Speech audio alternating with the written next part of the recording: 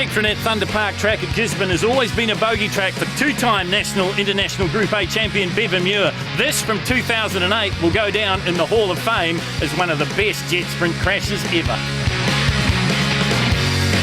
Luckily both he and Kathy Barker were okay, and of course they live to fight another day because he is a two-time champion. We go back to present day, and this is Bevan Muir and Kathy Barker. And I talked to him about, and he's gone wrong again, can you believe it? The Gisborne curse has struck again. Have a look at it from the outside shot. Team Tools Racing, he was very fast up to this stage. I talked to him about the bogey of Gisborne. He said he tried to put it out of his mind. He did the same thing as Brent White. The result was a little bit different. He clipped the first island and he put himself out of the top 8. Two questions, Bev. What happened, and is the boat okay? Yeah, well, firstly, the boat's good as gold. There was a nice gentle landing and a nice, I don't know, had that good a reverse in it, but it was brilliant. But, great run. I think we had a good split time, and it was just feeling good, and I just took that corner, and, I thought I had it, but just clipped the tyre and we're gone, yeah. So in 11th place, it was Brian Donald and Ray Mudgeway in Rickety Rocket. This is the ex-Richard Murray boat, their best time, a 70.033 to finish 11th.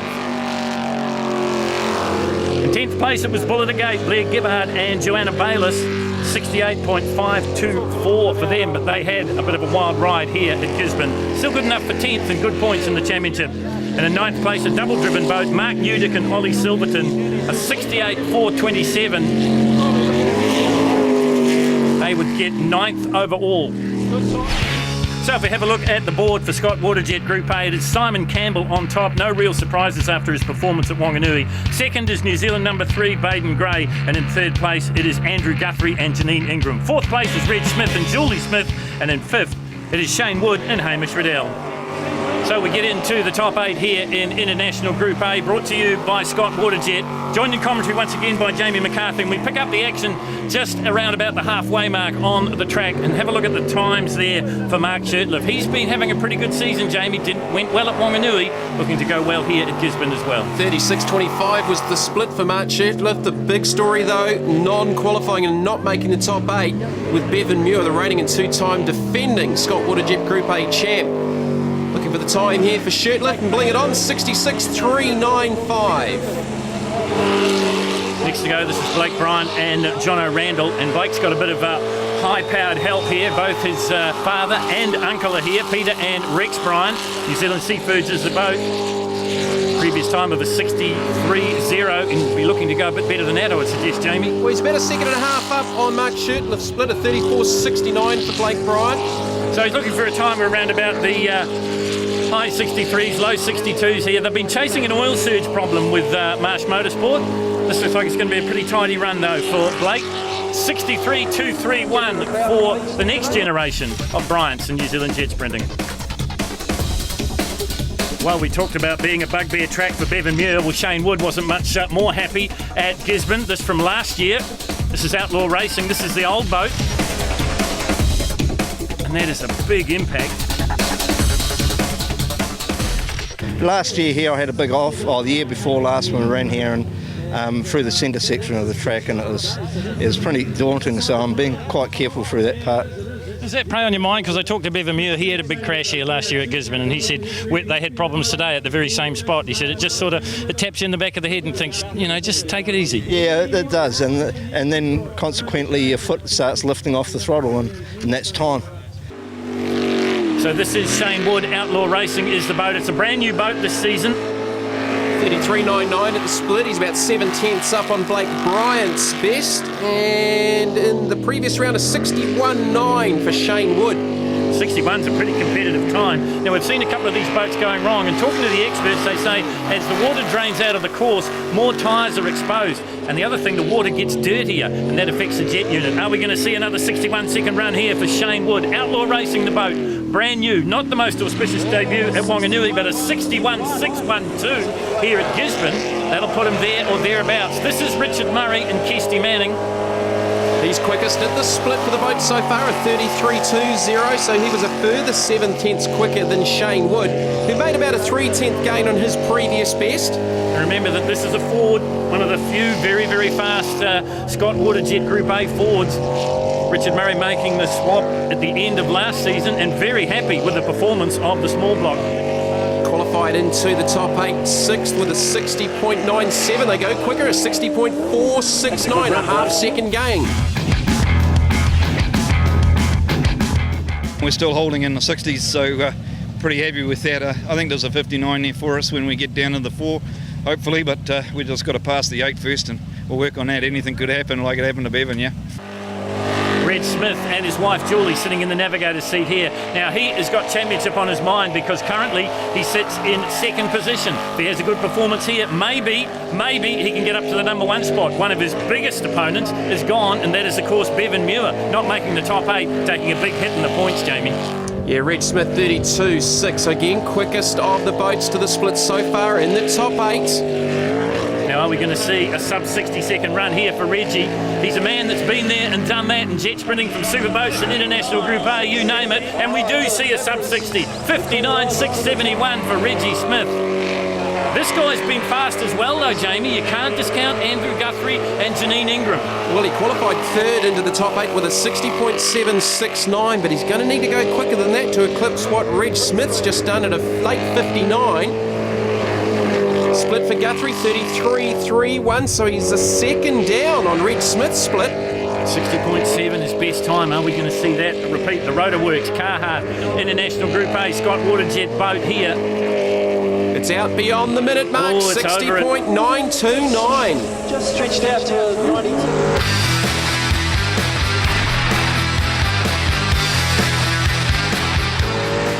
Well, this is the man of the moment. This is Baden Gray, second quickest in the top 12. Now Shane Wood on the bubble, so he'll be watching anxiously the time to beat the 61.612. You get the feeling that Baden Gray, if everything goes well, should eclipse that time. Well, the 32.81 at the split, he was 2 tenths slower than Reg Smith, so that lap of Reg Smith's was pretty impressive to put him solidly into the 59s. That's right, Reggie the fastest so far. What can Baden Gray and Tanya Ironmonger do about it as they work their way down to the finish here at Gisborne? 60.208. It's a good time, but I'd say he'd be a little bit disappointed with that. Early days, what do you think's in the boat? Sub 60 obviously must be on the cards. Yeah, I hope so. It's always hard to tell when you've got such a hot day as well, and the water level is dropping out there.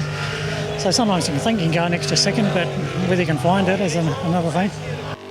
Well, this guy was on another planet at Wanganui. Simon Campbell, Opiki Spud is the boat. He was nearly 2 seconds better than his closest rival there, and he's about a second better than anyone else here, Jamie. Well, that's split though. He was only a 10th quicker than Reg Smith. He's done a 59.7 to get into the top 8 as the top qualifier.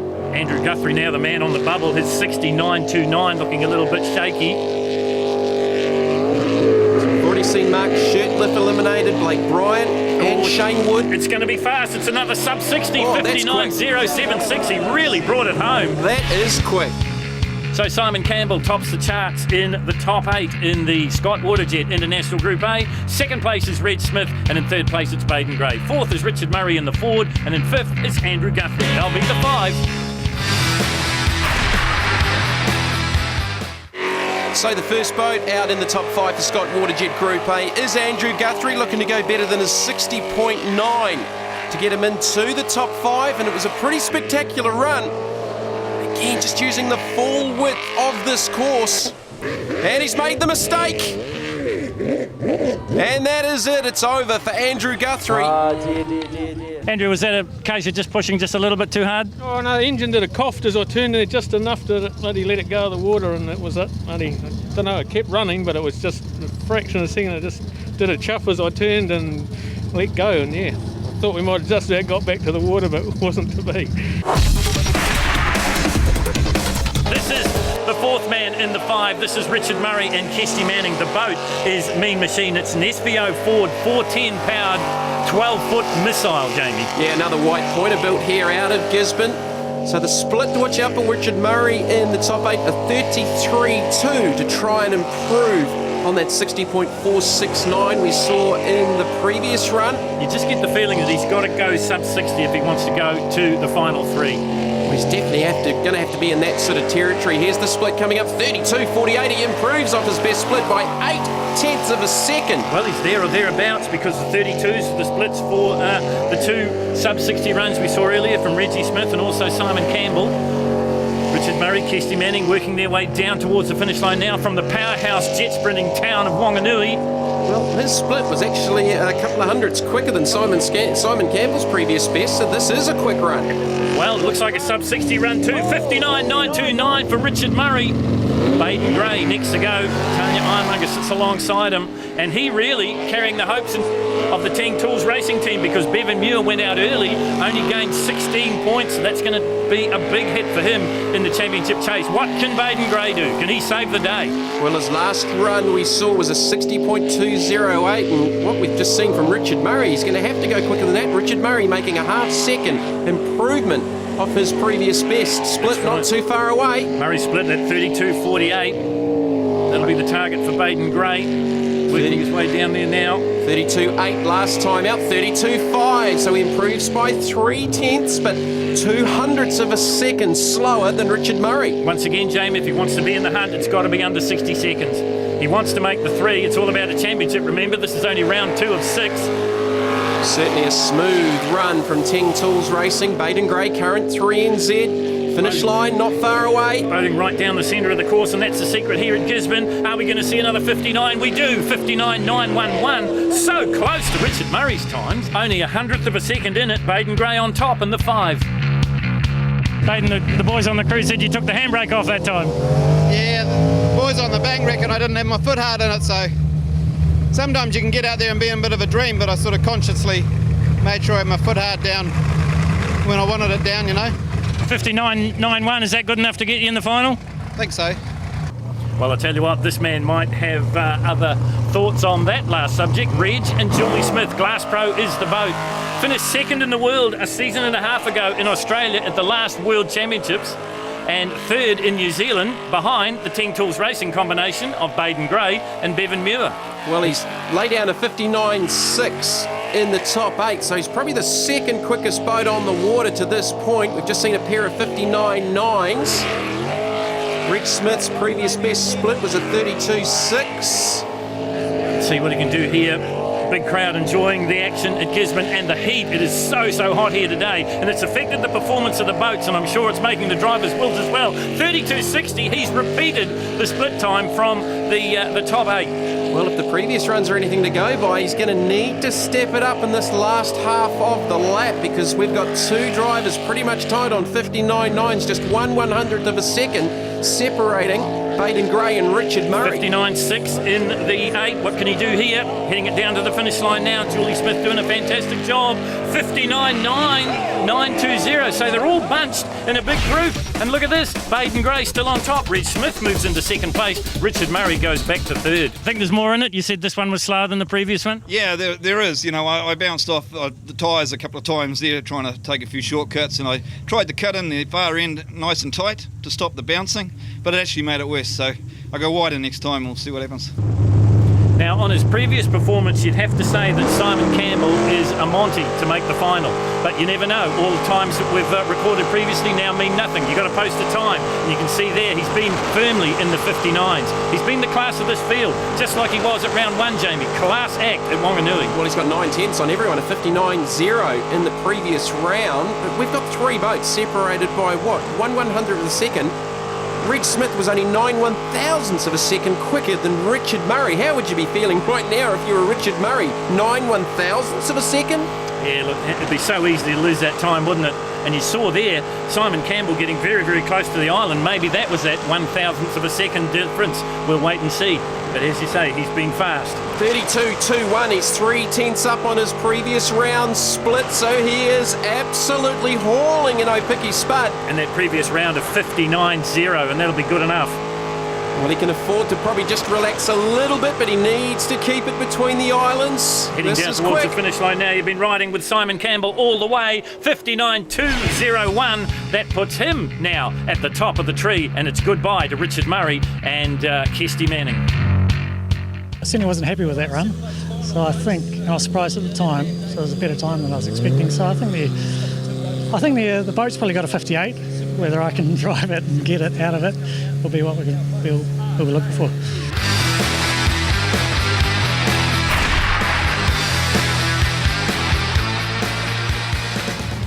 So we're down to the final three in Scott Waterjet Group A. Baden Gray and Tanya Ironmonger in Team Tools Racing, ready to go.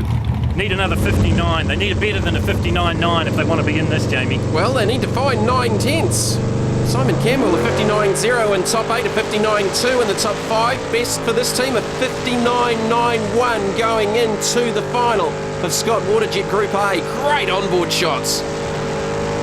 Just look at the conditions on the water here, matching the conditions above the water. It is scorchingly hot at Gisborne. That's affected performance in the Suzuki Superboats and also, I'd suggest, in the Scott Waterjet Group A's, but it hasn't affected the top three too much.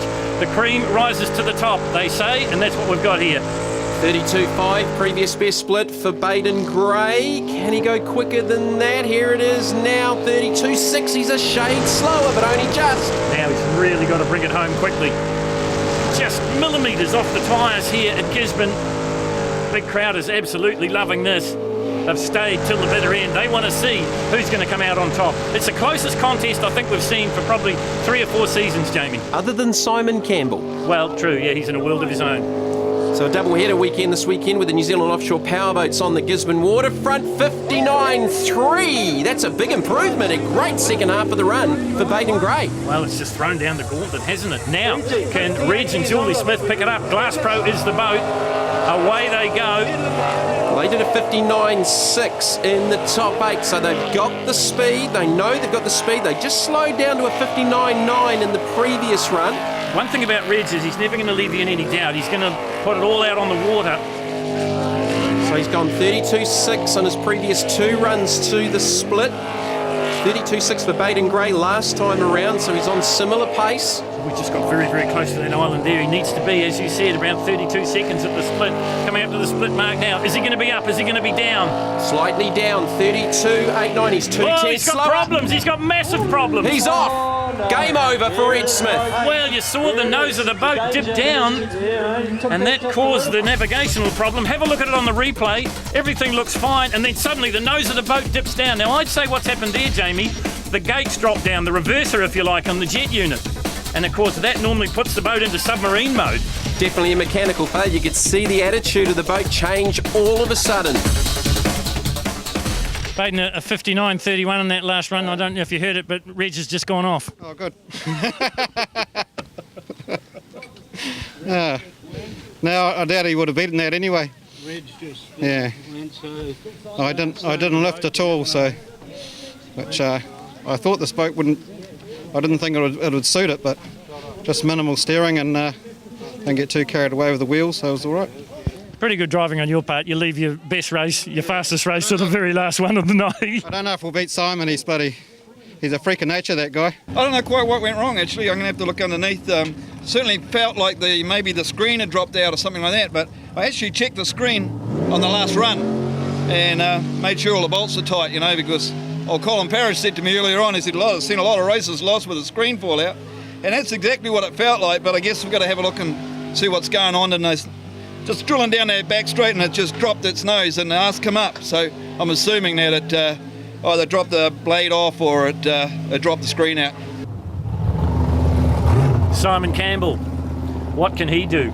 Well, that's the question, isn't it? What has he been doing before? He's, nearly a second up on the best times of the other competitors. Baden Gray sitting on the sidelines. Well, it's not very often you see Reg Smith with a DNF. So consistent, so reliable. Well, it's been the way, hasn't it, here at Guzman? We saw massive DNFs and problems in Suzuki Superboat, and we've seen drama here in the Scott Waterjet Group A. Can Simon Campbell right the ship, so to speak? You're on board with him here now. Opiki Spud is the boat. Well, he can't afford to relax, but he has got a little bit of time up his sleeve. We saw that 59.0 in the top 8 run. Baden Gray's just set his best lap of the weekend at a 59.3. Take Reg Smith out of the equation. He'll finish 3rd for the round. Well, it might just be enough to get him up in the points. We'll have to check that very shortly, but for the moment, let's concentrate on this. This guy is so smooth, so fast. He hardly puts a foot or a wheel wrong, as they say. He was 7/10 quicker than Baden Gray's split and 4/10 quicker than his previous best. We might be seeing something just a little bit special here. Are we going to see a sub 59 second run? You're on board. You've got the best seat in the house as he works his way towards the last combination of corners here at Gisborne. Round 2 of the Jet Pro New Zealand Jet Sprinting Championship. Down to the line now, 59 to beat. Is he going to do it? You betcha. Does he? What a 58.838 to take out his second consecutive victory in Scott Waterjet. So Baden Gray slips to second place. Reg Smith to third with that DNF. But what can you say about Simon Campbell? I said to Baden Gray before, pretty good driving when you can run your best run at the end of the day. You've just did it, 58.83. You said there was a 58 in the boat, and there was. Yeah, we did talk about that. Yeah, it was just up to me, really, and I was pretty happy with that run, really. Yeah, it's not much more I can really say about it. Yeah, I was just very pleased.